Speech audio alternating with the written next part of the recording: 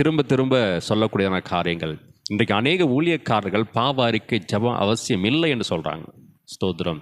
நல்ல வேத புத்தகங்களை தேர்ந்தவர்கள் கூட இந்த வார்த்தையை பயன்படுத்துவது மிக வருந்தத்தக்க வார்த்தையாக இருக்கிறது. ஸ்தோத்திரம். பரிசுத்தமாகுதலை தேவ பயத்தோடு நம்ம மறிக்கிற வரைக்கும் பூர்ணப்படுத்த வேண்டும்.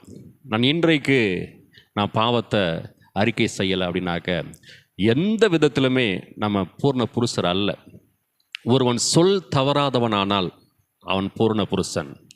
வார்த்தைகளில் மாறுபாடு, நடக்கையில் மாறுபாடு, யோசனையில் மாறுபாடு, சிந்தையில் தாறுமாறான சிந்தனைகள், இதெல்லாம் இன்றைக்கு ஊழியக்காரர்கிட்ட காணப்படுகிறது. ஸ்தோத்திரம். பூர்ண புருஷனாக இருக்கிற எந்த ஊழியக்காரனும் நீங்கள் பாவ அறிக்கை பண்ண வேண்டாம். ஸ்தோத்திரம். இன்றைக்கு பாவ அறிக்கை வேண்டாம் என்று சொல்லக்கூடியதான கர்த்தருடைய ஊழியக்காரர்கள் நீங்கள் தவறான வழியில் உங்களுடைய ஆத்துமாக்களை நடத்த வேண்டாம். ஸ்தோத்திரம். நீங்கள் ஒருவேளை ஸ்தோத்திரம் பாவத்தை செய்யாமல் இருக்கலாம். உங்களுக்கு கீழாக இருக்கக்கூடியதான புதிய விசுவாசிகள், ஸ்தோத்திரம், கர்த்தரை ஏற்றுக்கொண்டதான நபர்கள் சில நேரங்கள் தவறும் பொழுது அந்த பாவத்தை நீங்கள் நிவர்த்தி செய்ய முடியாது. கவனமாக நாம் இன்றைக்கு ஊழியங்களை செய்ய வேண்டியது அவசியமாக இருக்கிறது.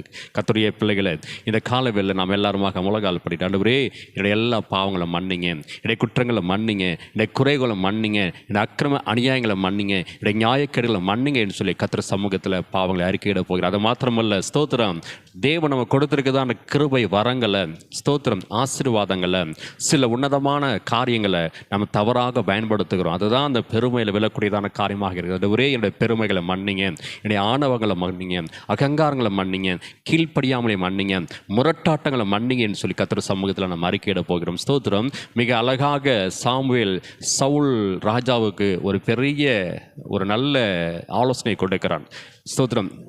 கீழ்ப்படிதல் உத்தமம், செவி கொடுத்தல் உத்தமம்.